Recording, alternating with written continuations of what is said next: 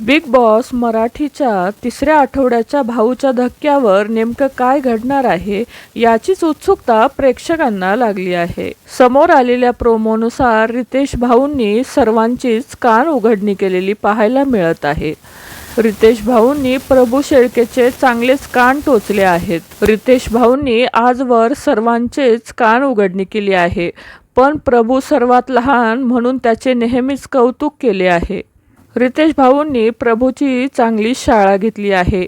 एका भागामध्ये प्रभू शेळके बोलताना दिसत होता की मी 20 वर्षांचा आहे आणि मला तसंच वागवा.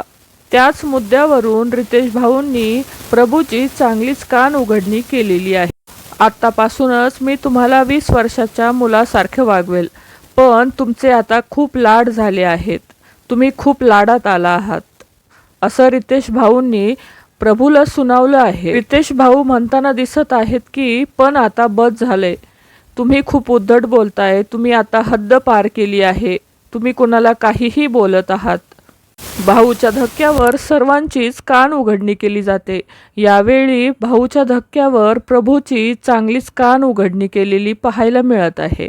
तुम्ही कुणाशी कसंही बोलता, उद्धटपणे वागता, तुम्ही हद्द पार केली आहे, असे खडे बोल रितेश भाऊंनी प्रभूला सुनावले आहे. बिग बॉस मराठीच्या अशाच नवनवीन अपडेट जाणून घेण्यासाठी आपल्या चॅनलला सबस्क्राईब करा. धन्यवाद.